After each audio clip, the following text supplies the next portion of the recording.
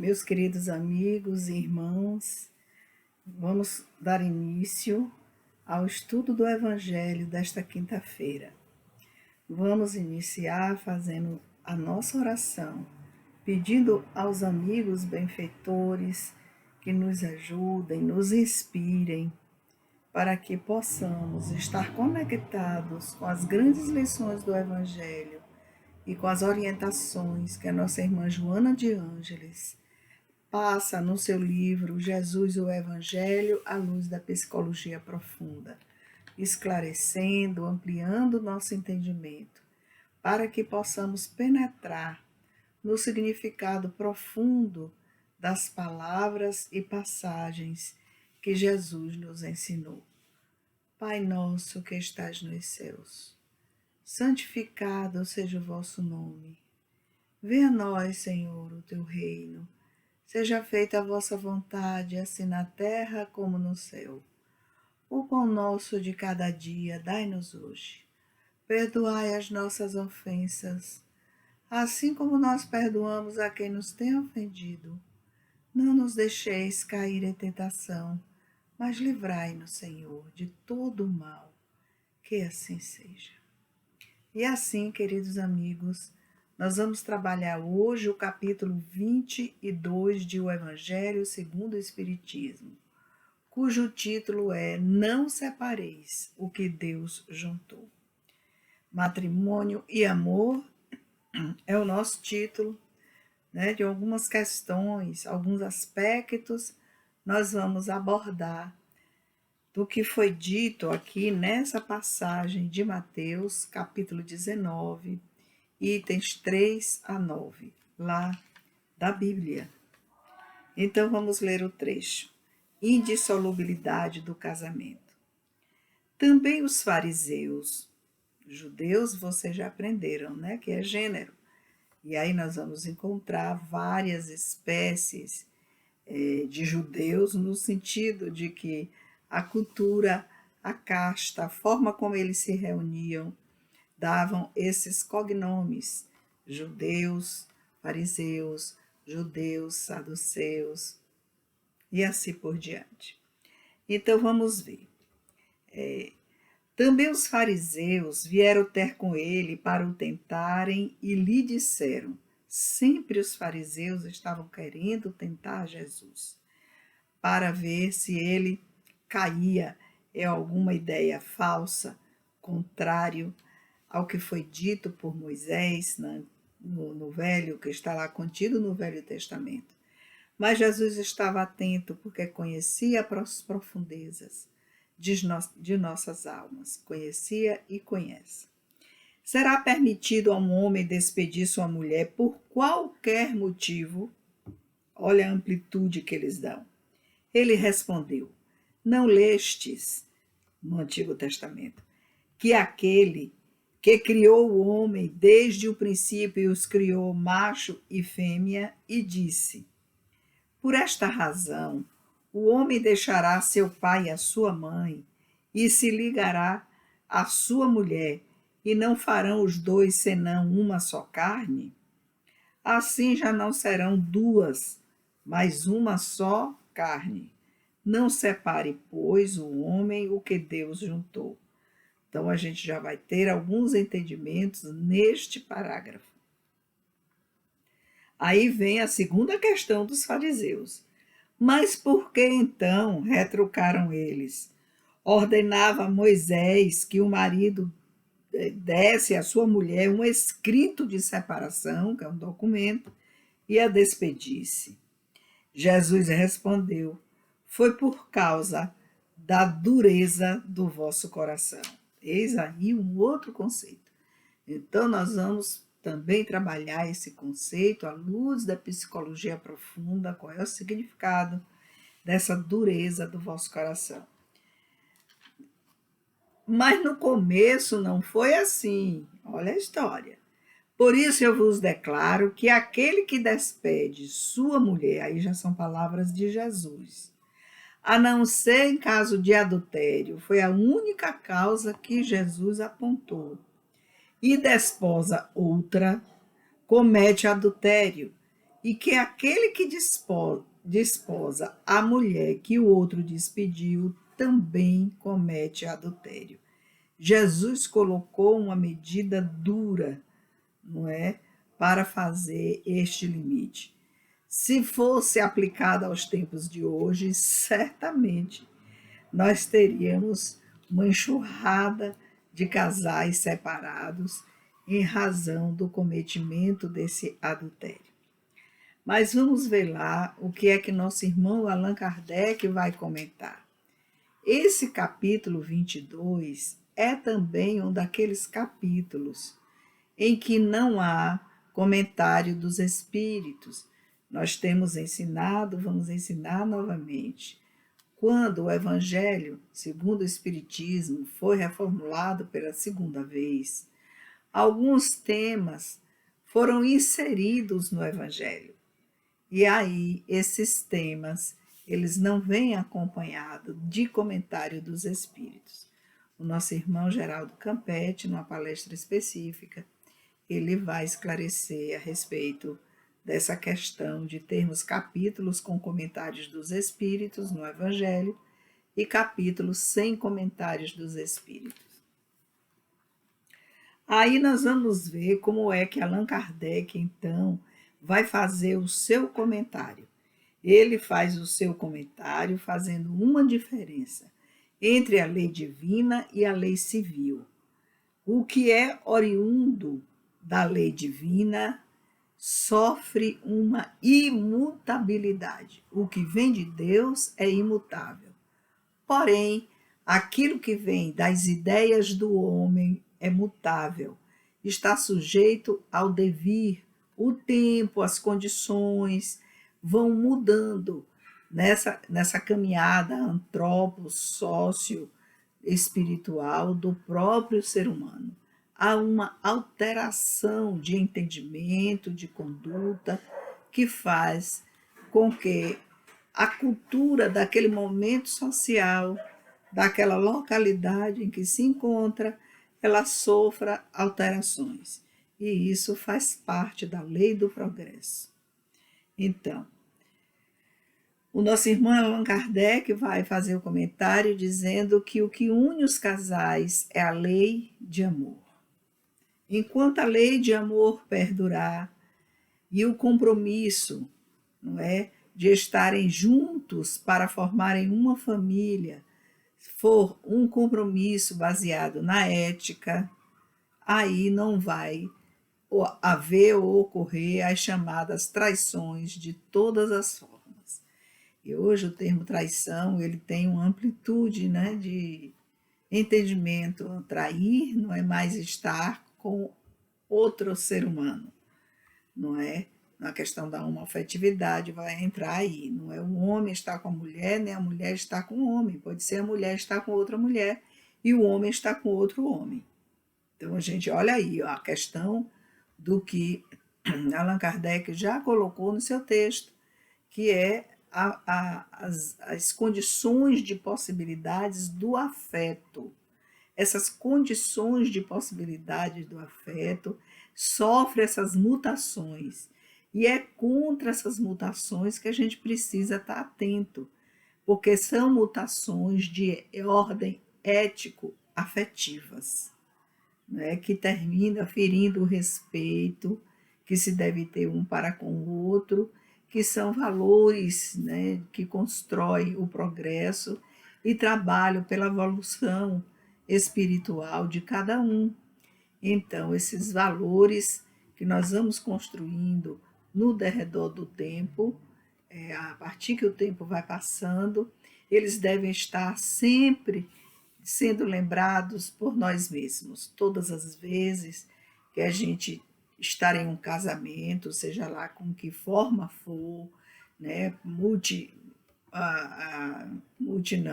homoafetivo, ou então no modelo heteroafetivo, nós precisamos ter o respeito, né? Porque é extremamente desrespeitoso quando você está num relacionamento em que um parceiro fala mal do outro para terceiros. Isso não é Isso é um tipo de traição, mas não é aquela traição do modelo tradicional do homem trair mulher.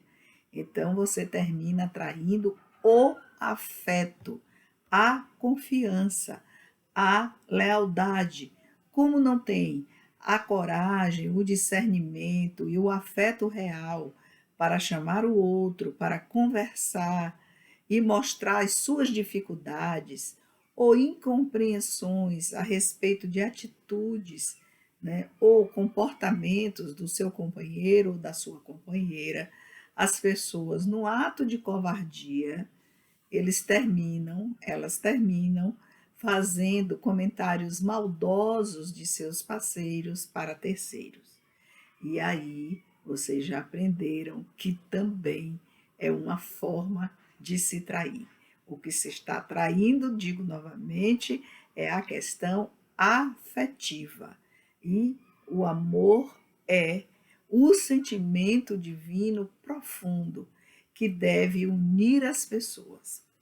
Porque nós precisamos lembrar de algo muito interessante que nossa irmã Joana de Ângeles, ela vai lembrar em seu texto, né? Ela vai lembrar no texto aqui matrimônio e amor, que a união entre as pessoas, ela é uma união que tem um objetivo, que é o processo de crescimento interior de cada um. Ninguém faz o processo de individuação, que é esse amadurecimento psicológico, que significa a saída da imaturidade infantil para uma maturidade consciencial que está ligada, né, às questões da Terra, que são as questões imanentes, mas também estão profundamente ligadas a uma questão divina, né, que aí tem em seu respaldo a figura de Deus em qualquer formato, né, que a pessoa, que o grupo idealize essa questão dessa potência maior que rege todo o universo. E o universo não é o nosso planeta Terra, nem o nosso sistema solar. O universo é muito maior do que podemos imaginar. E não podemos medir porque ainda não foi medido cientificamente por incapacidade da nossa aparelhagem, dos nossos cálculos matemáticos ainda. Então, Joana nos lembra que quando Deus junta dois seres, ele junta em razão da lei de causa e efeito. Aí, para aqueles, né, que já compreenderam a questão da reencarnação. Se Deus junta em razão da lei de causa e efeito, esses seres já se conheceram em outras existências. Já houve um início de uma implantação de um afeto entre eles. E esse nascimento do amor, né, vamos dizer assim, a nascente desse amor, desse afeto, foi construído lá em outro momento, e que, em razão das reencarnações, esse afeto foi se aprofundando. E em razão da história individual de cada um de nós, houve momentos em que reencarnamos sem estarmos juntos como marido e mulher, mas o afeto ele precisava ser mais depurado. Então a gente vem como primo, a gente vem como o filho de um amigo querido que a gente desenvolve uma afinidade muito grande, não sabe como, parece que eu conheço de outras vidas. É verdade, conhece sim. Então são relações de afeto que se aprofundam ou se distanciam.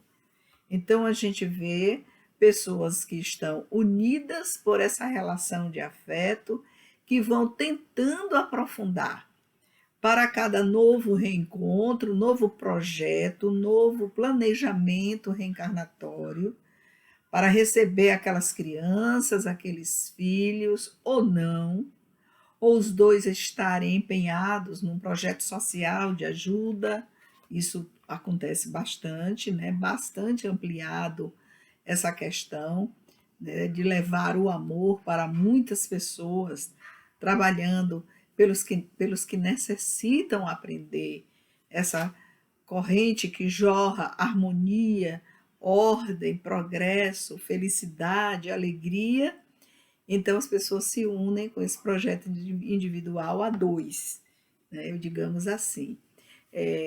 As causas são múltiplas, só que as gerações elas foram sendo criadas, né, no decorrer dos tempos, em torneadas, moldadas por ideias filosóficas que não compartilham da ideia de que o crescimento individual para Deus é um crescimento que se faz no silêncio e na partilha. No silêncio de cada um, procurando na reflexão ver onde eu estou errando, onde eu estou sendo menos caridoso, onde eu estou sendo menos gentil, onde eu estou sendo menos indulgente, menos paciente, né? Menos piedoso. Né? Não é ter pena, é ser piedoso, de ver as condições do outro, as condições morais, as condições afetivas, porque cada um só dá o que tem, e o que eu tenho é aquilo que eu já conquistei. Aí eu consigo dar, dividir, multiplicar. A Joana vai dizer que essa experiência evolutiva reencarnatória, ela é tão pessoal, que ela é tão pessoal, que ela se desenvolve na multidão. Tá vendo como é? Porque se nós quisermos eleger a condição de eremita para se desenvolver espiritualmente, nós não vamos conseguir. Nós só vamos conseguir dentro das relações sociais, seja de um lar, seja de um trabalho, seja da família onde nós estamos inseridos, né? Se nossa família é composta por todos os membros, seja dentro dessa família social, né, civilizatória, comunitária, onde nós estamos inseridos nesse momento de nossa existência. Então, vocês já viram que nós vamos encontrar muitas dificuldades para o progresso individual, mas o sucesso do enfrentamento dessas dificuldades, ele vai depender de cada um de nós.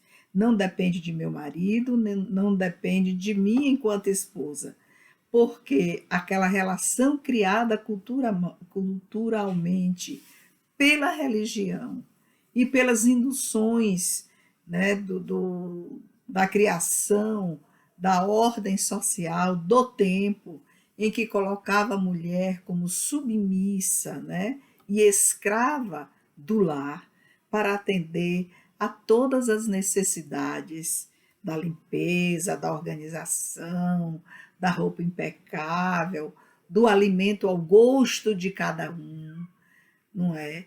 Essas questões, elas hoje estão muito amenas, porque o trabalho deve sim ser dividido para com todos, a limpeza, a organização, independentemente da situação, né, de cada um ali dentro do lar. Cada um vai cuidando e colaborando. Hoje nós temos as famílias colaborativas. Infelizmente, não são todas ainda, mas já é um passo para o progresso. Nós não temos mais os que se queixam, os que exigem, mas num momento de reflexão, essas pessoas, né, que estão ali dentro do lar, elas vão tomando consciência dessa necessidade de partilhar o trabalho doméstico com alegria, com afeto. Então, a Joana vai nos ensinar, né, que as gerações modernas, elas herdaram um entendimento, né, que as relações elas deviam ser baseadas no sexo, sem respeito pela emoção. E que esse momento que nós estamos vivendo independentemente da homoafetividade, da heteroafetividade, não importa a afetividade, como eu já expliquei, o respeito pela emoção tem crescido, né, como se as pessoas já estivessem nesse processo de amadurecimento, para mostrar que quanto mais eu respeito o outro enquanto ser pensante, enquanto ser que ama, enquanto ser de emoção, nós vamos poder construir essa felicidade, essa harmonia que a gente tanto quer, que é uma organização familiar com sentido ético. A Joana nos fala que esse sentido ético nas famílias, ele precisa ser respeitado. Então, meus irmãos, está aí essa grande divisão entre a lei divina, da lei de amor originária de Deus, e a lei civil que o próprio Moisés implantou como uma necessidade, né, de separar, onde já não havia mais respeito, nem ética, nem amor verdadeiro.